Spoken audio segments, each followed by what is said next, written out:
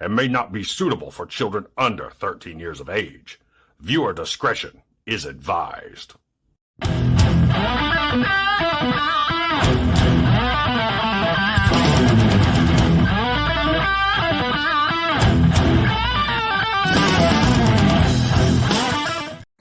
Hey, what's going on, guys? Patriot Prime here once again with another episode of the SITREP. And my guest tonight is Jason from West Coast Transformers. Jason, how are you doing tonight? I'm doing wonderful, Jay. Nice to speak with you, and glad you're having me on. Oh, you're welcome. Yeah, we've been Facebook friends for years, and I was like, I think this is the first time we've actually talked to each other. So this episode of the SITREP is going to be different. Jason is not a YouTuber. He's not a voice actor. He's not Stan Bush. He is a vendor, owner. Is that correct? Of West Coast Transformers, or? Correct. Okay, so the owner of West Coast Transformers, he is going to TFCON LA tomorrow to set up his wares to sell for you guys over there on the West Coast that are making me jealous that are going to TFCON this weekend. So tell us a little bit about yourself, Jason. How'd you get involved in flipping bikes? Well, my mom was moving and one weekend from another house, and she says, "Hey, I've got these bins," and it was about 2000. It was about 2002, and I had signed up on eBay. I had been doing some eBay and kind of looking at Transformers in early of 98. And, but literally around 2002, when my mom called me, like I said, she was moving, and I go over to her house and have my little son with me. And man, I opened up a couple bins, and it's all my old Transformers. And I thought they had been lost between a divorce and, moving, and then my rowdy teenage years, and I had no idea. So anyway, then for the next month, I'm going through them, and I kept my Transformers when I was a kid in really, really nice shape, and I had the majority of everything. And what was missing? I went on eBay and started getting them, and then I started. I never had a hook when I was a kid. I was always missing hook to complete my Devastator, and well, I had my own job and had my own money, so I bought that dang hook. And my first combiner, I believe, that year, and then the rest is history. Well, that's awesome. So you're also a collector, I take it. Oh, you not only do sell, you collect. Good, because I'm tweaking this SITREP for you tonight. Because normally, I've got 5 questions as a toy collector and then 5 questions as a YouTuber. But we're going to talk about TFCON for the next 5. So if you're ready to get started, Jason, it's so easy to remember your name. Let's go ahead and start with our collection questions. What is the appeal of Transformers for you? I think for me, it brings back those innocent years of a happy childhood. You have these toys; they were unique. Now that I've had sons and bought them toys, the toy market today it just seems like it's a lot different than what it was when we were growing up. And now that there's this nostalgic feel to them, and where I don't play with them like I used to when I was 5, but they sit as you mean you don't lay in the floor on your belly and have battles? No, not anymore. They're laid out. They're laid out. No wonder my wife looks at me so funny sometimes. Yeah. That's cool. How old's your sons now? I have a 24, 23, and a 19-year-old. So are they interested in toys at all, or is that they're doing their own thing now? No, you know what? I have 2 of my middle son and my youngest son are going to come to help at TFCON this year. We had some issues with our tables and people helping. So I was short on some help, So they're coming. But no, man, my boys usually they make fun of me. They say, "Oh, Dad's nerding out this weekend," or "He's playing with his Legos." They say that stuff, and they try to get under my skin. But I've been doing Little it. do they know we grew up with that. It doesn't affect us at all. Oh no, it affects. They get slapped up every once in a while. Yeah, my son broke my heart when he decided to tell me, "Dad, I'm just not into toys anymore." I was like, "You realize that you being the son of a toy collector would have had it made if you stayed into toys?" Because, Yeah. I mean, I was buying him so much stuff that's now in a whole room. I mean, he was in the Imaginext. I made sure he had every Imaginext thing. I made sure. And now I guess it's going to be flea market stuff. Well, sell it at a con. I might do that. I'm going to one next month. And then, of course, I found out I can go to other side. I keep forgetting I'm reversed. Going to TFCON in Baltimore now in November. I'm so excited about that.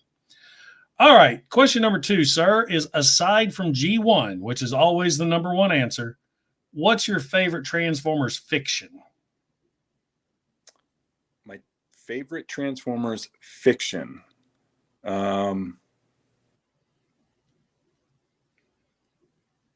I get you with them hard questions. Yeah. I really don't know. Did you ever follow any more of the series after you got out of G1? No, I really didn't. None of that Beast Wars stuff. I didn't even. When I was a kid, I didn't even like Pretenders. So Pretenders had come out, and I really kind of shined away from Pretenders when they came out, and was really kind of turned off by that series, and then just kind of lost interest in whatever was coming out. I think I stuck to Mask and the Dukes of Hazzard. Pretenders as the toys sucked, and we never saw them in the cartoon. What piqued my interest is Marvel Comics did them so well to explain why they are the way they are. So if you knew that going into it, you kind of have more of appreciation for the figures. I mean, granted, there were still some holes you could drive a truck through, plot holes as far as they were concerned. Like they would introduce Pretenders on Cybertron. I'm like, why is that a samurai skeleton on Cybertron already? Right. It's weird stuff, but it's fun. I do have a nice bludgeon in my collection, though. That's the only one. Yeah. I've got all the Decepticons, the Autobots. They just didn't appeal to me because I like the cons because they're all like monsters and stuff, and the Autobots are just humans in fat spacesuits. Right. So that one I couldn't grasp. Monsters, yes. Giant humans, okay, a little too far. Okay, number 3. This is being interesting coming from you because I know what you peddle. Do you have a favorite figure or grail? This is a figure that you will never let go of. It would probably be my bloated Optimus Prime. So all of the Transformers that I had that from that bin that I got at my mom's house, I still have them today. And each one of them, when I was a kid, I actually inscribed my initials on a certain place on each of the figures. So all of the figures that I had as a kid have my little initials on them, but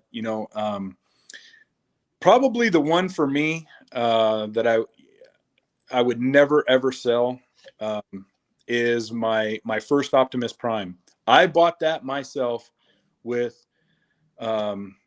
money and coins found in the couch seat, stealing a few bucks out of my mom's purse. I think I got thumped up a little bit by going into my dad's wallet. And then I went to my grandma's house. And that's where I ended up with enough money from scavenging her drawers and all of that stuff. And she took me down. It was to Woolworths, and I purchased my Optimus Prime, and I have that to this day. That's awesome. Do you remember how much he was? I think it was like $24 because I had those pennies. The pennies were rolled up in the little 50-cent rolls, and I had a bunch of them, and I remember laying them out. My grandma just standing there, and the cashier was just counting them, and I mean it was all in change, and I think I had like maybe $9 in dollar bills, and then the rest was all in change. That's awesome. I love that story. I don't have any of the ones I had as a kid, any of my personal ones, because my dumb ass decided to trade my whole collection, which was nothing like it is now, for a Nintendo, a Super Nintendo. Oh yeah. And I enjoyed that Super Nintendo for a few months, but then the resurgence of Transformers came back. I was regretting that decision because that Super Nintendo was gone. Every time a new game system came out, I would sell the other game system to get the new game system, so on and so forth. But I made sure I have every one that I ever had and then some now. So I've made up for it. Number 4, what figure is your white whale? This is your most wanted toy to add to your collection. That I currently have, or that I still that you want, that you need to get, you still have yet to buy. He's gonna hit me with, I got everything. I'm pretty content. I'm not a big sealed box collector, and I don't. Well, that's no fun. Yeah, I mean, and I'm not knocking those guys, but I like to be able to see them. But I think once you start acquiring certain goals, or you get into the Diaclone lines, I think probably some of those, maybe one of the yellow Trailbreakers, or I think it's probably one of those that I'm on a quest for now. I have been torn to get some of the Japanese releases, but man, they're so expensive anymore. They are. I mean, I love collecting and don't want to camp. There's a point where I just can't see myself paying $200 plus for figures, especially if you're not sure. Being vintage, it's always that risk.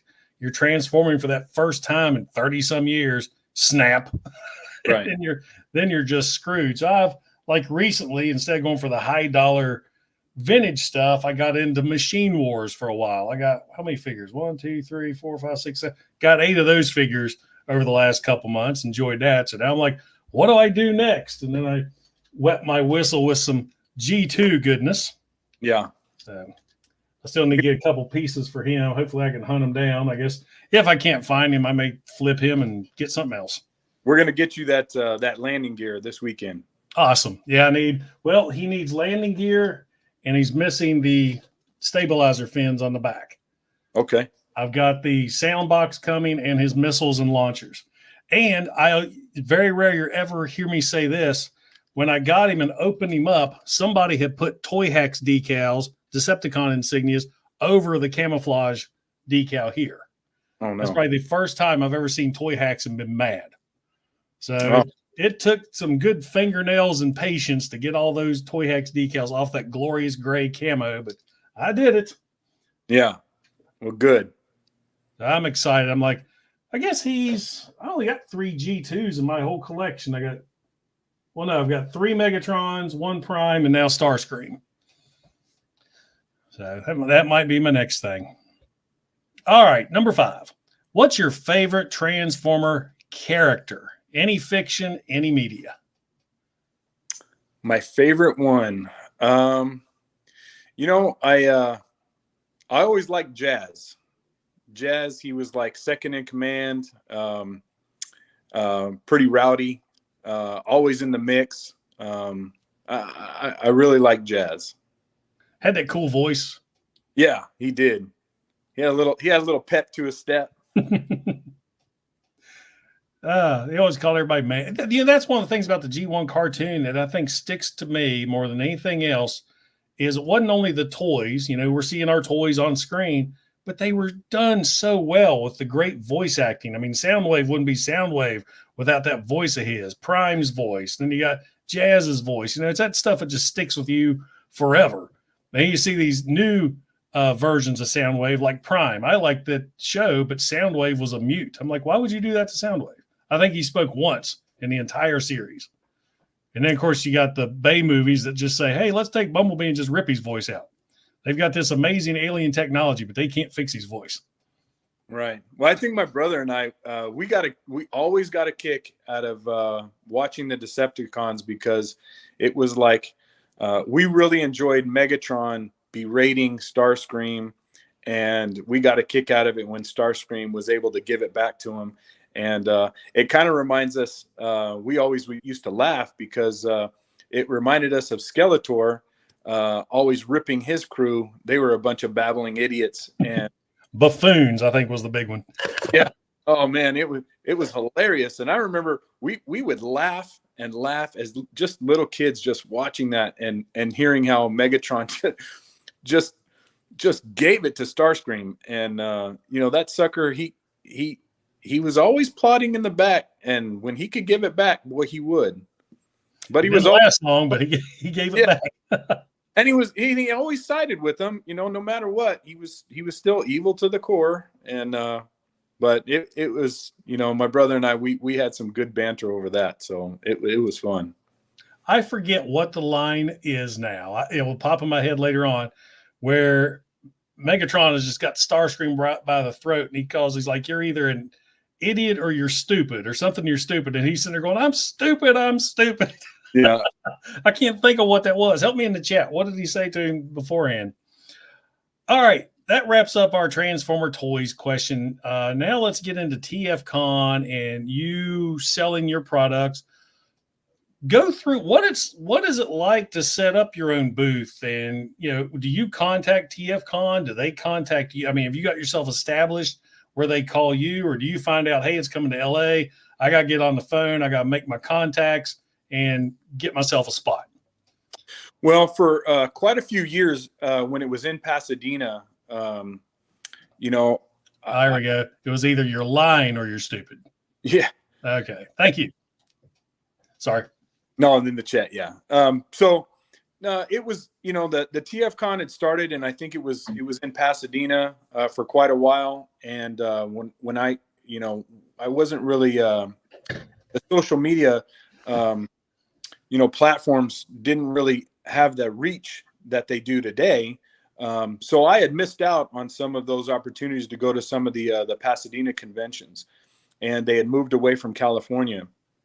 And then for a few years, I was like, wow, I really want to try to get to a TFCon convention.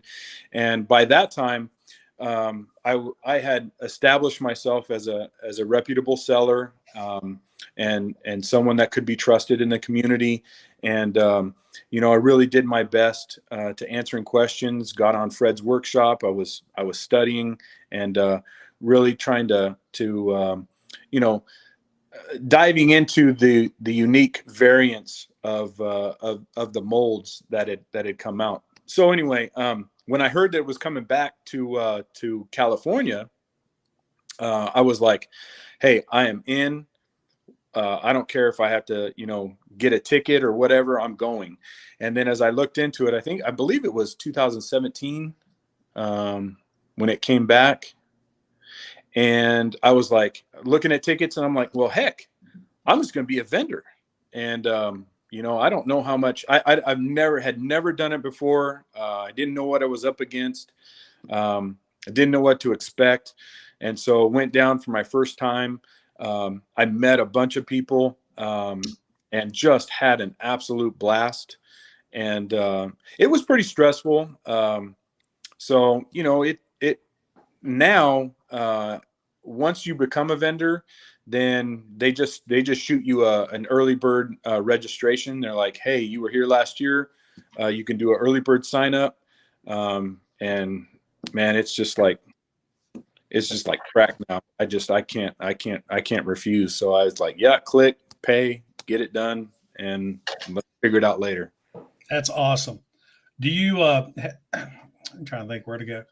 What is the primary thing you sell? I mean, you're going to TFCon, of course, Transformers Convention. You're mainly G1s, correct? Or do you have like a little bit of everything? Or no, I am strictly G1 with Diaclones and everything kind of related to that. But anything outside that genre, I don't have on my table, around my table. I don't look at it. I don't touch it.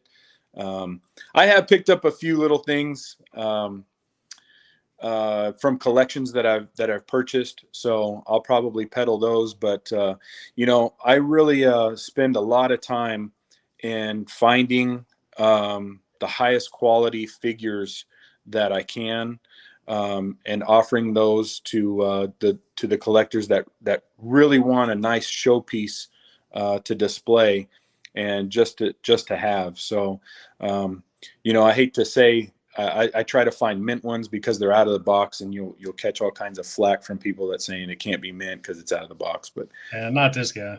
I got well, you. I really try to find them and place the value on the limited wear that I have. So,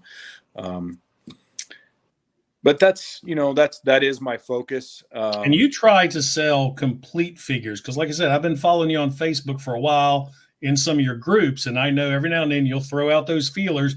Hey, I need this, and this to get ready for TFCON. So you are building complete figures to sell, correct? I mean, that's your main focus. I'm in the hunt for completing those figures. I don't. I'll hold on to a figure for a long time until I can complete it. But it's that's part of the fun of the hunt. Finding lots or finding those rare pieces that you need.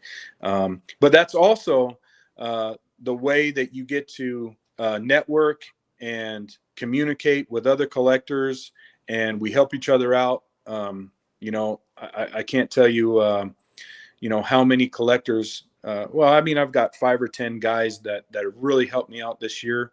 I should have wrote their names down. As far as the guys that have helped me complete a bunch of bots that are going to be showcased at con. And that's the camaraderie in the community, is that the guys are willing to help. A lot of us are not so much looking to make a profit, but just looking to make that connection. And I think I have that with a lot of guys, and they have it with me. And likewise, it's you're always into talking about the variant or the mold that you need to match the figure and the mold variant that you have. So you want to make that correct, or at least for me, I'm really particular on making sure that things match, things are correct. And obviously with the influx of the knockoffs that are coming on, we're really having to be educated on the amount of parts and accessories that are from the knockoffs making it into the original line. So, I have like I said, I got a big list of guys that I'd like to thank, for helping me out this year. And that's really where the fun and the community comes from. Yeah, I absolutely love this community. I had no idea it was the way it is. Of course, you're dealing with it from the vendor side, and me on the YouTube side, meeting all these folks like the group I hang out with. We're always on the lookout for each other too, and try to help each other build collections. Or if we got stuff that we review that I don't want this in my collection, I'll sell to you dirt cheap, stuff like that. So I love the community. That's one of my favorite things of going to the cons, is just meeting everybody. Hell, I didn't even make my first purchase at the last TFCON until like the very end of the day. And then I broke that damn seal, and it's just like, here you go. So yeah. I got another question for you. Firetox, he's one of our crew, and he and Engineer Hoist decided they were going to have a booth at TFCON in Orlando. They made money. They had fun doing it, but yet they were upset. I don't know if upset's the right word, but they felt like they were missing out on a lot of the con. So when you're selling and you're behind your table, do you feel like you're stuck there and you don't get to enjoy the con, or do you look at it in a different way, that the con's kind of coming to you, the people are coming to see you? If that question makes any sense, I'm trying to. No, it does. So just to give everybody a little rundown how it works is that when we show up on Friday, that the back roll up door opens up at 1. You stand in the line, and you get your passes, and you get your assigned area, and then you start going. So we have like a 4-hour window set up, and the first day on Friday has some VIPs that can show up, and then it closes down at 6 p.m. So, tomorrow, I'm going to be up early. I'm going to get down there real early. It just starts. And so on Friday, as soon as I'm done setting up, if I have time, that's when I walk around and I'll meet the other vendors, talk to the guys, my friends that I've made. I'm looking forward to seeing Chuck Liu this year. He's going to be there.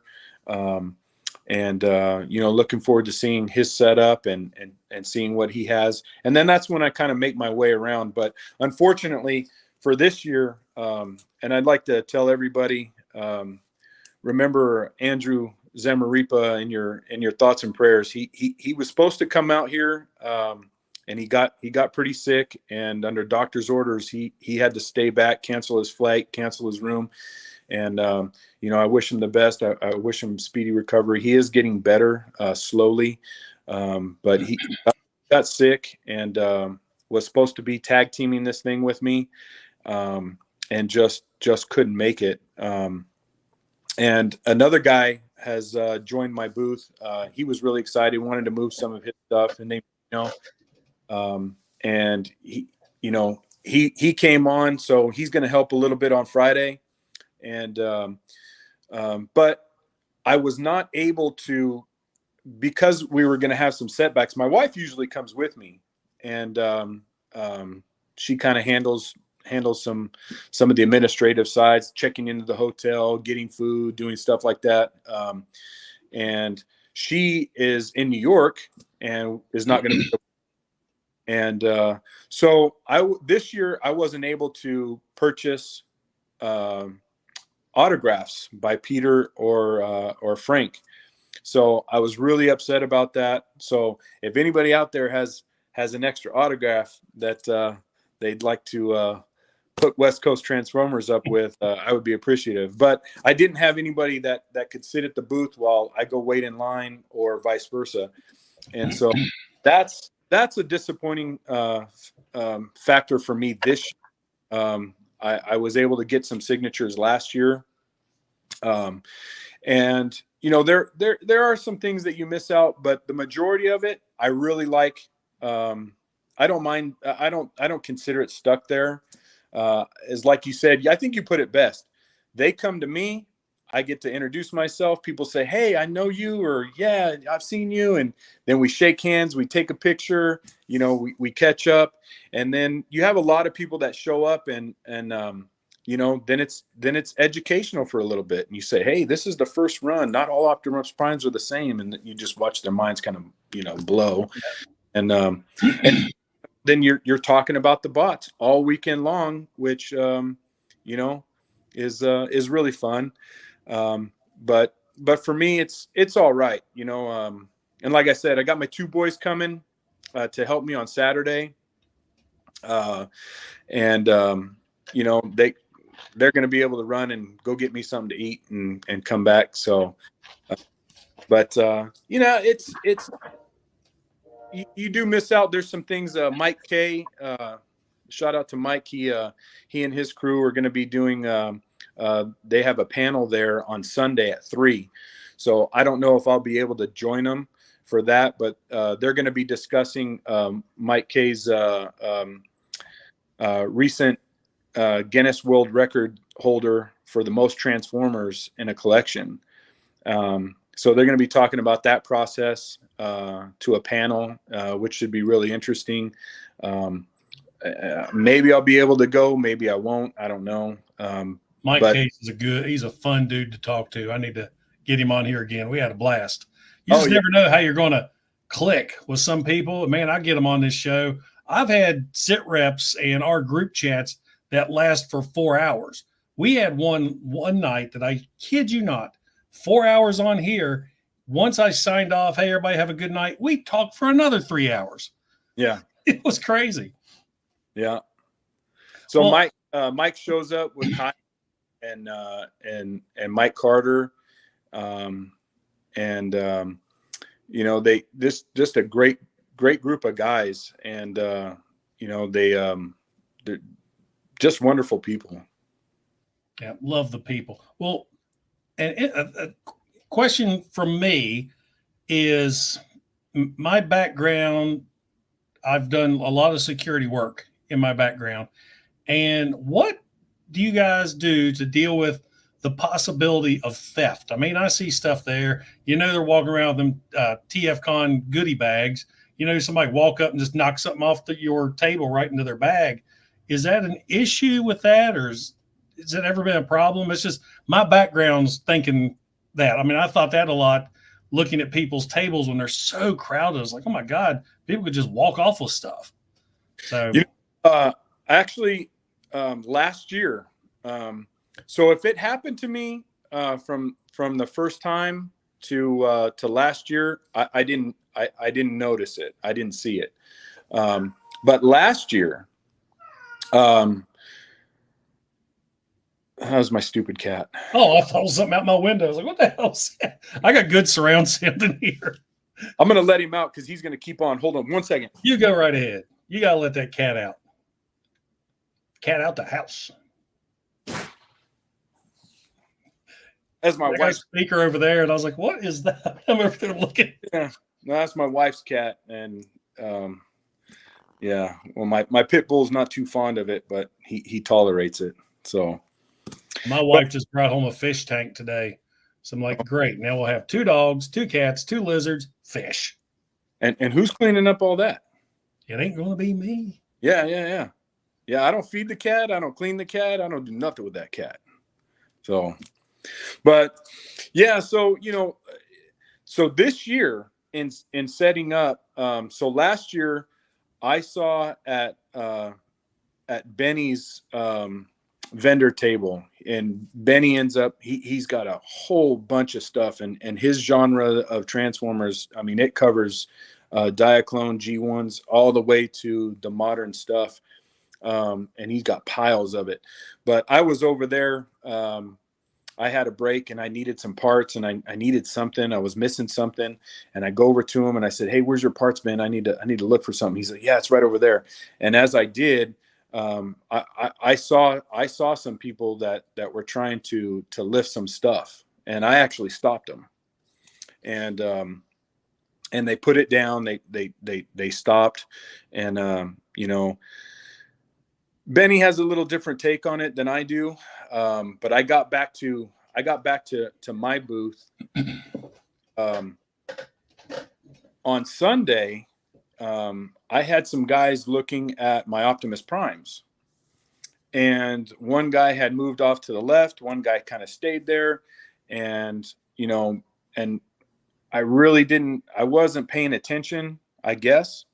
But by the time we got done and the con was over, as I went to put the primes away, I noticed that the accessories that I had out with the prime were gone. And I'm not saying it was those guys. I didn't see them.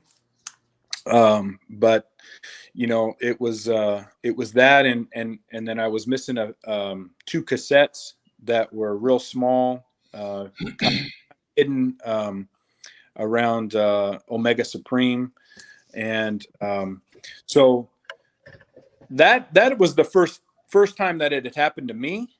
And so this year I spent all weekend prepping a barrier with plexiglass around my table.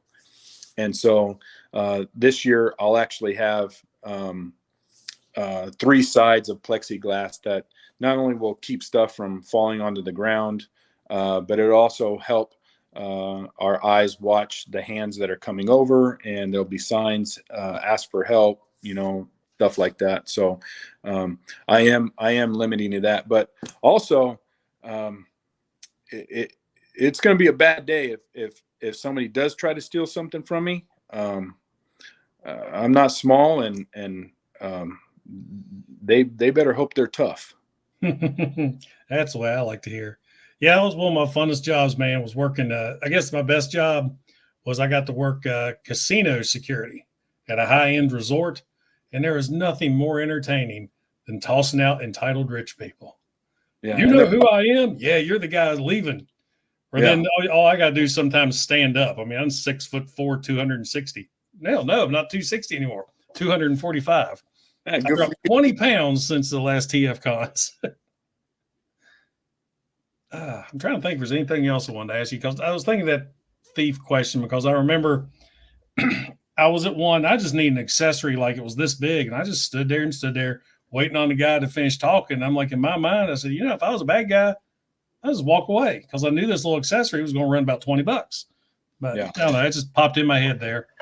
No, it was something, and like I said, I went down to Lowe's and had this whole thing in my mind, and we prefabbed it on the patio, and so come Friday, it's all ready to go. We just put it together, clamp it, throw some screws in. I got everything ready. It should only take about just a few minutes, but it took me all day Sunday to prep it. But that was a concern this year, and I had never felt that until last year. So it had been on my mind, and I spend a lot of time and place a lot of value on what I offer, like I said before, and so I treat each of these transformers as a showpiece that's going to go to a collector's home and a collector's display. So I kind of treat it with some reverence, if that makes sense. And having pride, knowing that what I completed, what I'm offering, it's got my name on it.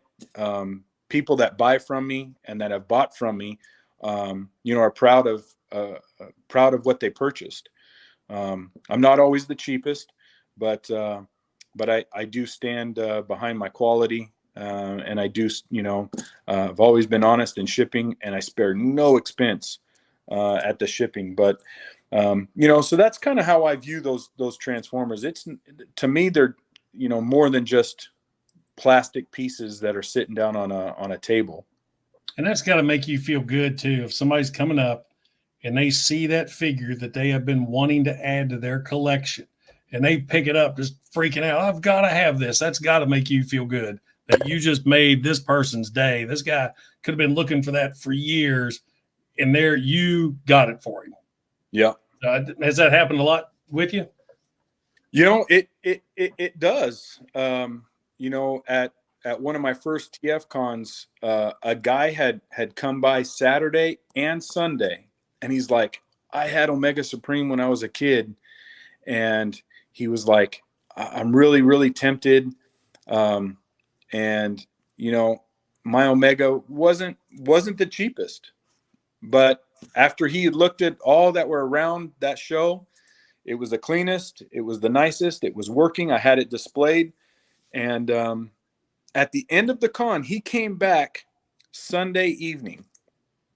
We're wrapping up, we're putting stuff away, and he finally just breaks down. He says, all right, I'm taking it, and I'm never selling this thing. This is awesome. And I said, hey, it only took you 2 days to come to your senses, but I said, you're going to be happy with it. And that happens quite a bit. And sometimes they come by and they say, oh, it's really nice. But they're not too fond of the price, or they can find a plastic wheel Ultra Magnus, 4 or 5 tables down for $50 less. But I know Mike Carter came by last year, and unfortunately I remember him telling me that he had a downshift that had fallen off his display, had broke, and he shows up and he's looking around. He said, "That downshift, that's mine." He goes, "Mine just broke." And he looks at it. He's like, "Wow," and I think he said, "This is nicer even than the one that I have, that he had." And so, he got that, and he was happy with it, and I was happy. I'm glad that he got it, and he could say, "Oh, I got that downshift from Jason." So, but that happens. It happens quite a bit, and I think after everybody kind of makes their rounds, they come back and they like the chrome, they like the color, they like the tires aren't cracked, and they pick it up. That's awesome. So do you restore figures too? Like, all right, for example, I'm getting this Starscream right here. I've already cleaned him up as much as I can. I'm going to really get into detailing later on, try to make him look brand new. Do you do that as well? I mean, do you get in, maybe take 3 or 4? I was talking about my Jetfire to somebody the other day. I have a beautiful white Jetfire behind me. He is made out of 4 Jetfires to get that perfect wood. Do you do stuff like that, or do you try to, I don't know, do you restore? I wouldn't. I don't know if it's so much restore, but I definitely, if a bot comes in and it's dirty, I definitely sit down, put on a little headlamp, and go under a magnifying glass, and I have this whole kit within my office. I start scrubbing away, and get the alcohol, get some soap and water, and really clean it up. And I got a little air gun that blows them off, and I really try to really clean them up. And I got a little plastic polish. Sometimes if you have room, throw a little plastic polish on there, and it makes the plastic pop. But Jetfires, you want to talk about Jetfires? I love Jetfires, and yes, Jetfires are fun for me to restore, if you call it that. Doing the hydrogen peroxide bath with them, setting it all out, and getting them suckers bright and white again. That for me is a lot of fun. But I do that with the Jetfires. But like I said, I take each one of those bots that come in, and I clean them up, and just give them a 2, 3, 4 times over, and really have something that when people pull it out of the box, they look at it and they go, yes, this is even better than the pictures, and I really take a lot of pride and value in doing that. One of the things I get grief for, I'm a G1 collector, and I don't collect to sell. These are mine. Is I will get older figures, and if their stickers are in bad shape, of course, me and Toyhax, I will strip those stickers off those G1s, get those Toyhax decals. I make them look brand new. And I got so many people that say, "Oh, you've destroyed the value." I'm like, well, the stickers look like shit to begin with. So in my mind, it looks like crap. It's on my display, and I want it to look like it came out of the box. So, right. But I know some people, man, they get on me for because I probably got 80% of my G1s have been completely re-decaled, because I've been with Toyhax way before I was with Toyhax. So. Yeah. No, it's on something like that. It's I think it's good for the individual collector to have that option, because having those original decals, now you don't want to pull them off the decal. You want to leave them on that decal sheet.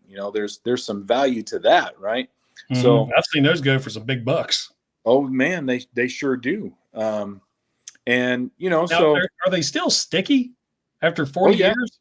Really? Oh yeah. Yeah. They can dry out depending on, weather conditions, or inside a home, depending if it's humid, or, if you had the AC on, or the type of climate that they're stored in. But for the most part, my experience has been, man, those decals, yeah, they still will go on. That's neat. I had no idea. I have some old decal sheets that I've just been afraid to even try to apply. I'm like, I'm going to take them off, stick on, they're just going to fall off. So that just ruins the figure and the decal sheet. So I'm going to lose out twice. So Yeah. that's good to know. I had no idea. Of course, one of the things I use, this is like the best stuff to reapply decals with. Yeah. What is? Oh, it's that Elmer's Bond, the rubber cement. I get a toothpick and I get that nice and thin layer, so it's extra gummy to hold that decal in place. I did not. That's what I use. I tried Elmer's glue for a while, but then sometimes it just falls off immediately. But this cement seems to work. Yeah. Trying to think if I got anything else for you. Okay. If anybody decides to tune into this that's going to TFCON in LA, are you set up in a specific spot where they could find you easy, or you got a big the picture you sent me last night? Is that what your setup's going to look like? Big banner on the front and everything. Yeah, we have I created a banner for West Coast Transformers and the large vintage Facebook group that I'm a part of, and that I admin in, and also a few of the other groups that I'm extremely active in. And so I have that banner on the front of the table to advertise that, along with my contact info. And when you come to TFCON, I've made it a point to do this every year, is that you'll know it's my table, because in the center of it, I always have an Omega Supreme lined out and running the track, so that little motor is screaming for 3 days. Yeah, because that sucker isn't quiet. No. I'm going through batteries like crazy. So it's turning, the light is on, it's going around the track, and even as loud as it gets in there, that thing is still catching people's ears and attention, and people always come by. They love to see the Omega Supreme going around the track, and it always draws people there. And so you'll know it's my table when you see that. Cool. Set up.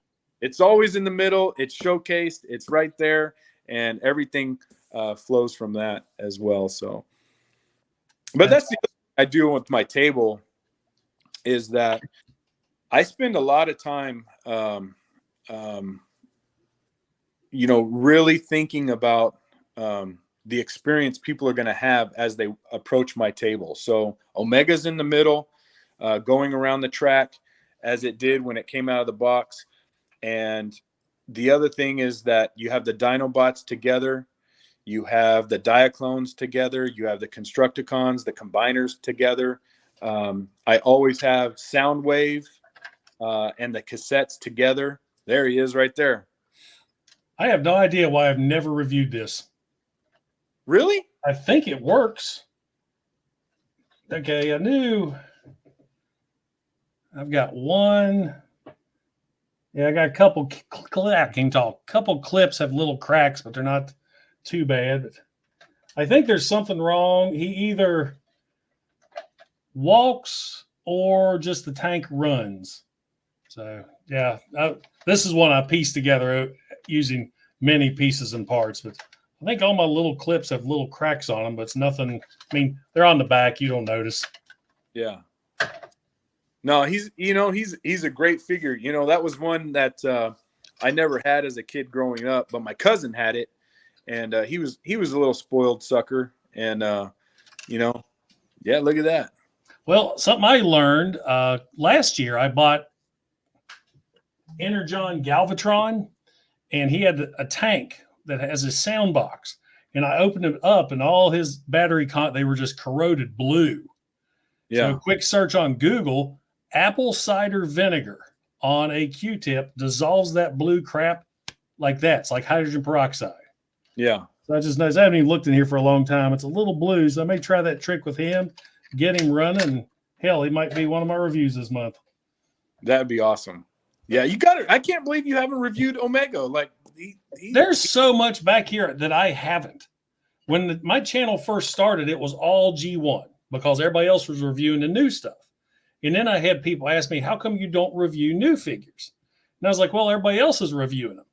And he said, but you're not. I want to hear your opinions. So that's when I started branching out into a little bit of everything. Now, when I hit a dry spell, like I got nothing coming in this month new, I'm going to focus on my G1s again. So I always can go back. And then if I look at some of my old videos when I first started, they suck. I didn't know what I was doing. My editing skills sucked. So I think I may go back and revisit some of my old figures, because when I first started, I reviewed my favorite ones first. So those reviews are like 6 years old. I might pull them back up. I got the HD camera now, the bare lights set up, and yeah, I can always revisit the way I look at it. But yeah, I haven't reviewed him. I haven't reviewed TFCON. I mean, there's so many that I haven't touched yet. I remember your early review with the while you were drinking beer. That was hilarious. I love that one. It was a classic. Yeah. All right. Well, what else do I have? Anything else you want to bring to the table? I'll let you get to bed or get ready, because you got a big weekend coming up. You know, that's another thing, is people don't really realize that when you set up for as a vendor, you know, there's a lot of prep work that goes into it. And I have a buddy, Ayer, that he's been a vendor for, I think, 2 years. This would be his second year or his third year. And, you know, and we all pretty much have the same story. Richard Schultz and Benny, and I'm sure Chuck, that there's a lot of prep work. So, you know, once I get home from being a UPS driver, you try to grab a little bite to eat, and then I'm up till 1 o'clock in the morning, you know, prepping every night. So you're pricing stuff, you're organizing things, then you're getting ready to pack what you have priced and listed and cataloged, and then it goes into a certain box. And, you know, that's kind of something else that I learned, that as I'm doing my setup, how I have, let's say, Soundwave and all the cassettes on one side of the table, and I have the Diaclone cars or the circle stamps in one area. I try to put those all together in the boxes that they're going in. So as I take them out, I know exactly where they're at, where they're going to go on the table. They're all together, and all that goes into, you know, the prep work. And then you're packing them and putting the bubble wrap, and it's not just that. So, you know, you got to make sure that, you know, you have all your supplies. You have your money box, paper clips, bags, you know, just the covers that go over everything every night. You have to, you know, we cover things, but you talk to anybody, and it's about pricing. It's staying up late, checking everything. You're, you know, for me, I'm double checking, triple checking, and inventory too. I bet. Yeah, yeah, it's all of that, and so it's something. You know, and for those who are married and have to deal with it, I could just show you my kitchen table. So I'm at the island right now, but the kitchen table is full. It's packed, and we can't use it. So, you know, it's where are we all sitting to eat? Well, you know, the boys are having to go in the living room or you know, wherever. But maybe I could just show you right now. I'll turn it on. Turn the phone on to it. That's the oh yeah. That's the kitchen table. And that's probably not near everything you're taking. You probably got vehicle packed up. And my Yukon is packed. Yeah, that's just the last stuff that I had for the Diaclones and all the real fragile stuff. It's right there. That's the last to go in, so nothing gets piled on it.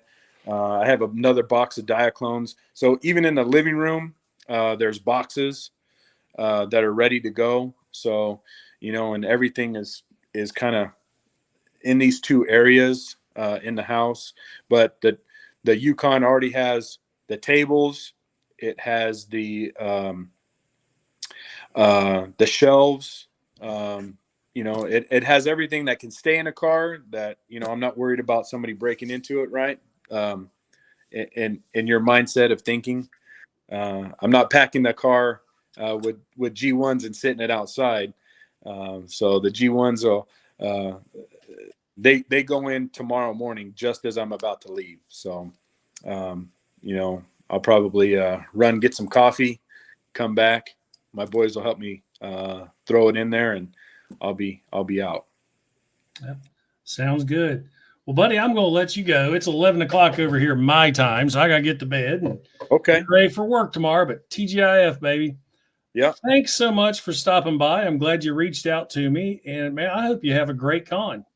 Hey, I do too. And, regardless of how the sales go, I just look forward to meeting everybody, talking with as many people, and having dinner and breaking bread and with fellow collectors, and just really having a good time meeting everybody. And I find the joy in that. So, and shout out to anybody that watches this. They show up.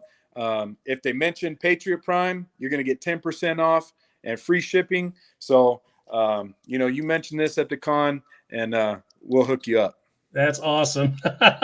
Yeah, no Toyhax promo code here. That's awesome. Well, Jason, once again, thank you so much. I hope you have a great night, make lots of money, and have a blast. You tell people I said hi too. I know there's a couple of my friends that's going to be there making me jealous as well. So tell them to come by and we'll take a picture. I will, buddy. Thank you so much. I appreciate it once again. Everybody in the chat, thank you for stopping by. If you're new here, don't forget to like, don't forget to subscribe. This is Patriot Prime signing out. Hooah!